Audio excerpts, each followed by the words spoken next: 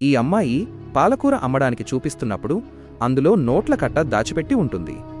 దానిని వీరిద్దరూ చూసి బహుశా ఏ వ్యాపారిదో డబ్బులు ఇందులో ఉండిపోయి ఉంటాయని అనుకుంటారు.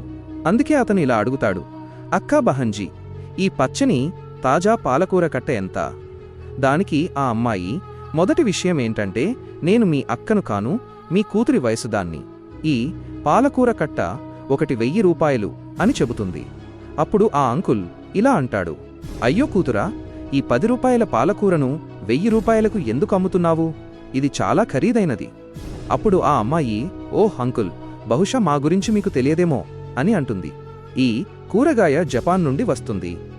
దీనిని ఇక్కడి పెద్ద పెద్ద మంత్రులు, ఆఫీసర్లు కొనుక్కొని వెళతారు. దీనిని తినడం వల్ల వారికి రాత్రిపూట కూడా కంటి చూపు కనిపిస్తుంది. మీకు ఈ పాలకూర కావాలంటే తీసుకోండి, లేదంటే వెళ్ళిపోండి. అప్పుడు ఆ అత్యాశగల మనిషి ఆ డబ్బు మీద ఉన్న ఆశతో దీనిని 1000 రూపాయల ధర చొప్పున డబ్బులు ఇవ్వడానికి సిద్ధపడతాడు. ఆమెకు 6000 రూపాయలు ఇచ్చి పాలకూర అంతా తనే తీసుకుని 9, 2, 11 అయిపోతాడు. అంటే అక్కడి నుండి పరారవుతాడు. కాని ముందు ముందు అతనితో చాలా ఘోరం జరిగిపోతుంది. అది చూసే ముందు, ఆగునైనా, నన్ను చూసి విస్మరించకు, లేకపోతే నీకు చెడు సమయం వస్తుంది. ఒక్కసారి కామెంట్లలో హర్ హర్ మహాదేవ్ అని రాసి వీడియోకి ఒక లైక్ చేసి ఛానల్ను సబ్స్క్రైబ్ చేయి. నీ ప్రతి కోరిక నెరవేరుతుంది. ఆ తరువాత ఆ కూరలో నుండి డబ్బులు తీసి చూడగా ఆ నోట్లన్నీ నకిలీవి, దొంగ నోట్లు అని తెలుస్తుంది.